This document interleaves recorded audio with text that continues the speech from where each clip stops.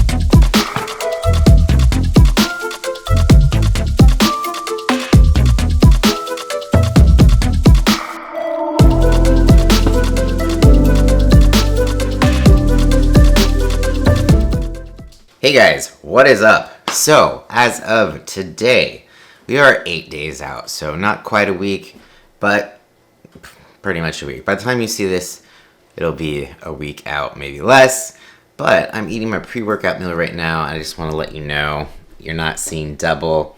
I did have a waffle for breakfast. It's a different kind of waffle, a little bit. It's more egg white in it, a whole egg, and then real peanut butter, and a little bit of PB Fit to like top it off, because spreading peanut butter on waffles is awful. It gets stuck in the holes. It just doesn't have a good enough spread. So then I use PB Fit to like water it down and then cover the whole waffle with some peanut flavor, you know? So the weird things you start doing during prep. I'm just realizing I'm talking about something that I probably won't do in the off season, but anyways, this is my pre-workout waffle. It's only 45 grams of cream of rice and then 100 grams of egg whites. Like, literally, that's all that's in it. Oh, yeah, and then the PB Fit and syrup. But, so it's the pre-workout meal. Then gonna go hit the gym. It is back day today. Lots of updates. So, my coach is having me check in every day now, every morning. So, as an anxious, rigid routine person, it's pretty anxiety-provoking because I don't actually know what my macros are going to be for that day until after I check in. So I have to get up, take a video, send it to my coach, and then he tells me, do I get more or less macros? Do I have cardio? Do I have more cardio? Do I have less cardio? Right now, I have no cardio. We're going to revisit that on Sunday, just because I was so depleted and my weight, I dropped 10 pounds in a week, guys. And it's mostly due to the carb slash. So we're slowly adding carbs back into my diet, and I am slowly coming back to life, which is great. But I know that it is temporary, and I'm kind of anticipating a potential, like, another depletion few days before we go back up into loading up carbs into the show. So I'm kind of bracing myself. But I'm just going to try to live in the moment for today and be thankful that I have some carbs. And I'll take you along my day, show you what I'm eating, bring you to the workout, try to get as much footage as I can before the show, and keep you updated. But for now, I'm going to eat this.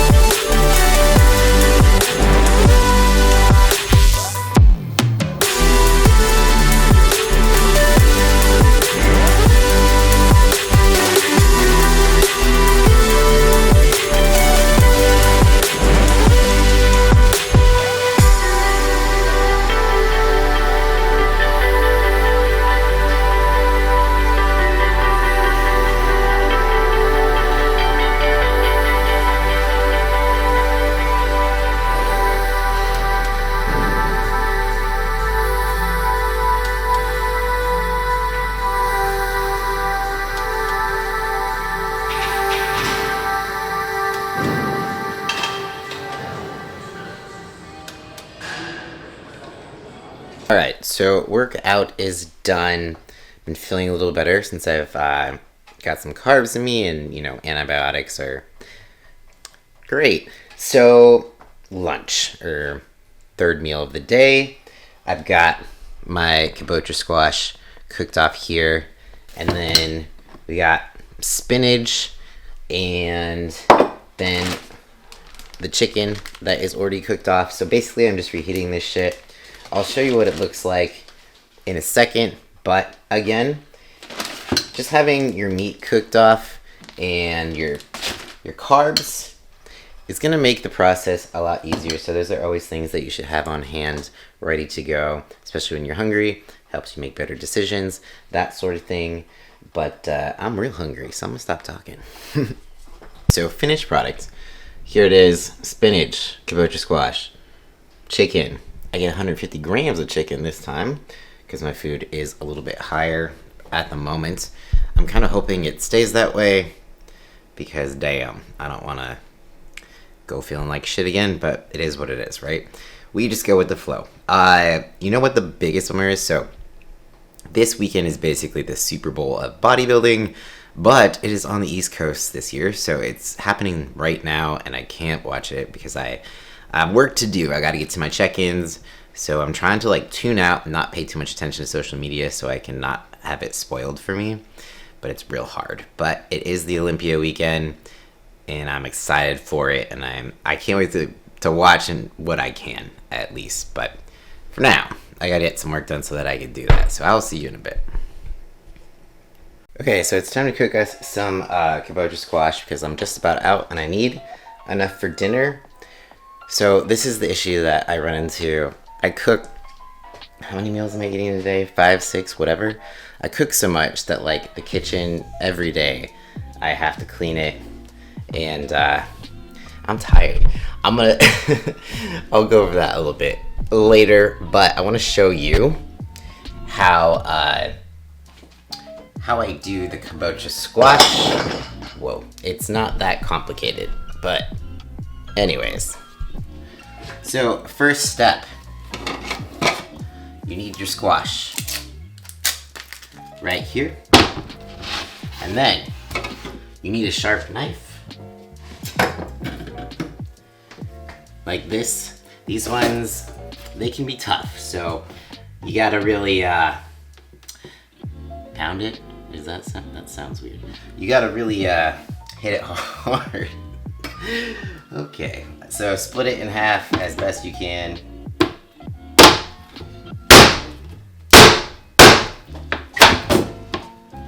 Just like that. It's a workout in itself. So I've got 4 of these. I'm gonna do that, and then I'm gonna I'll show you how I scoop the seeds out. It's very easy. So you just get a spoon, scoop it out like that, and then once they're all halved and scooped, you want to put them face down on a cooking pan, and I've got my oven preheated to 450, and then I'm going to cook them for 45 minutes or until they're tender. I'll show you what they look like when they're done, but the reason for switching to squash is because you get a lot more bang for your buck. So I get, normally I'd get 100 grams of rice or something along those lines, and I can basically double the squash.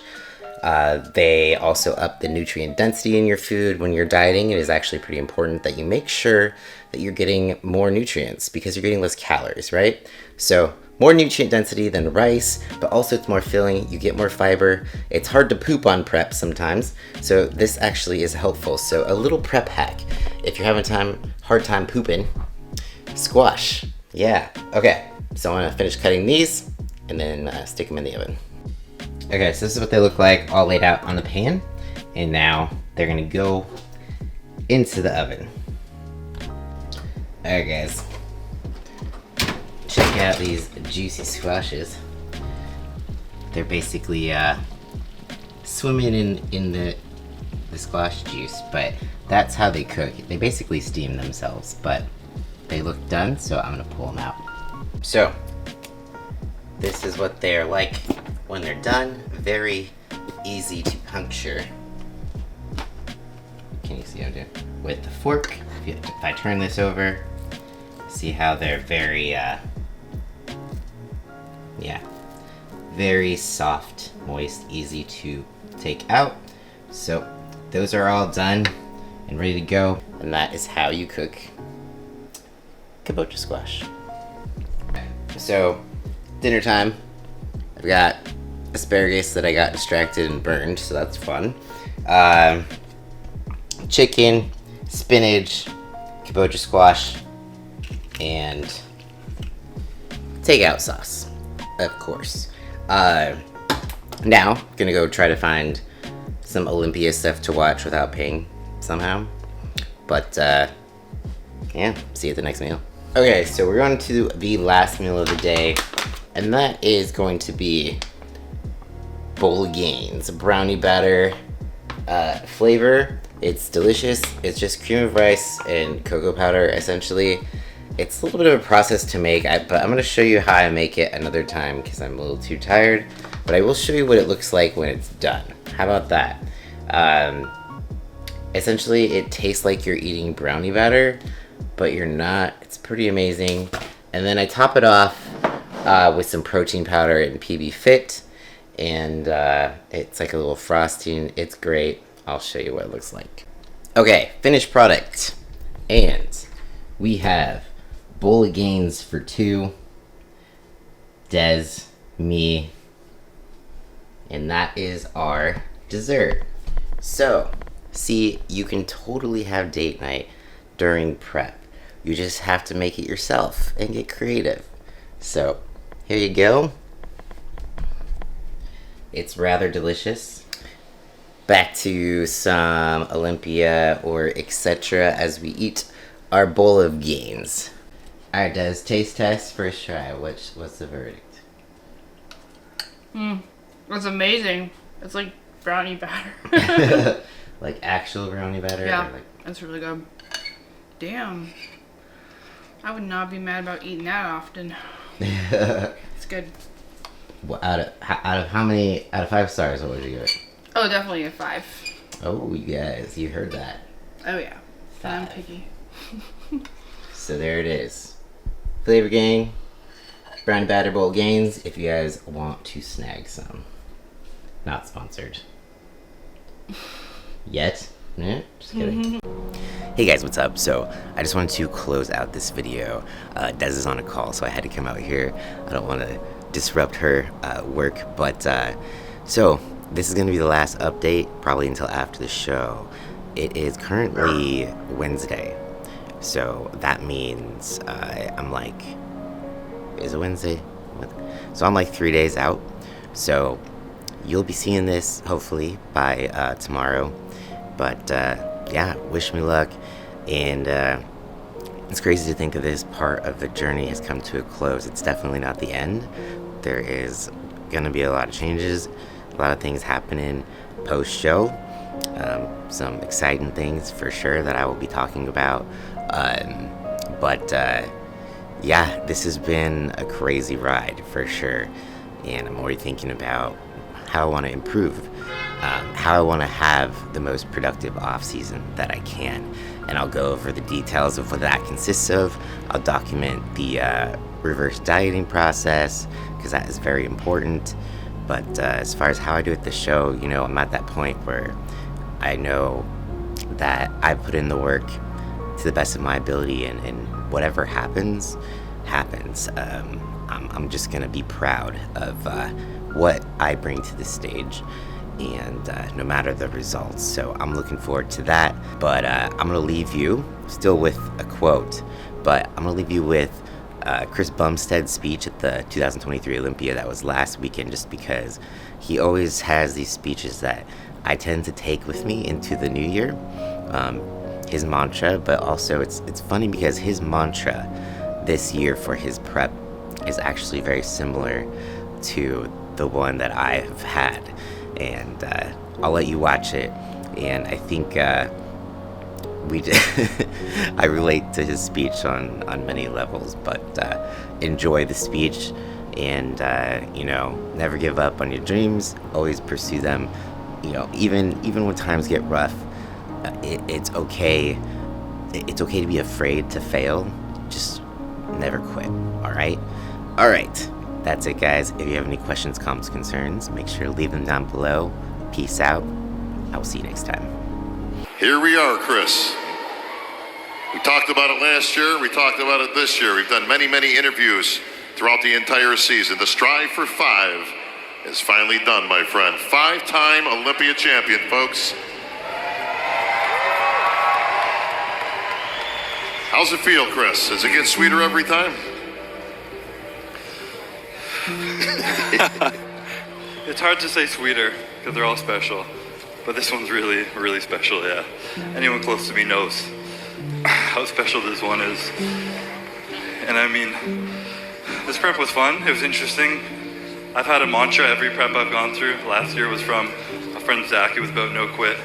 This year, I wanted to add to my champion mentality concept, and I told myself that I wasn't going to numb out my emotions, suppress everything I felt just to win another Olympia, and I'd rather experience this whole process and do that. And life really tested me when I said that, and I was going through some shit at the beginning of this prep, some personal shit, and I started to shut down, and my body started to shut down, and I honestly tore my lat like 10 weeks out. No one even knows that.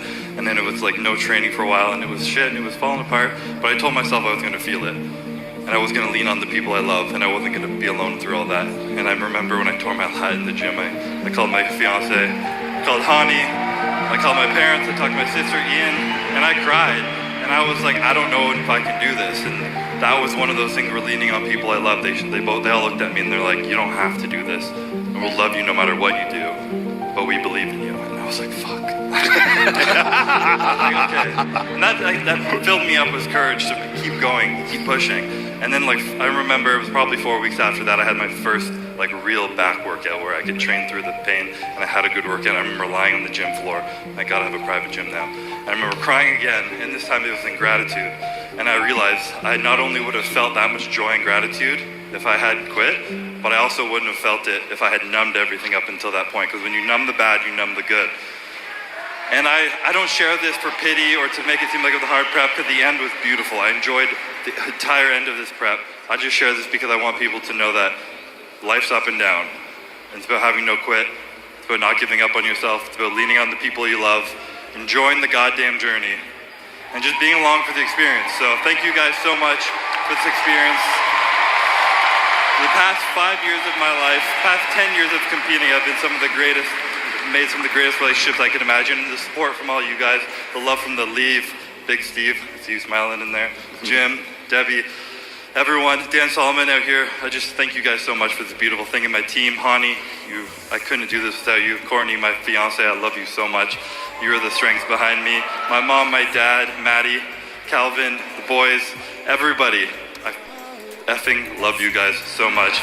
And I'm so grateful to be up here. So thank you guys so much for everything. Let's enjoy the night. Let's have a fucking good time. So thank you. Well, thank you, Flex Wheeler. Thank you for having me. To Chris Bumstead.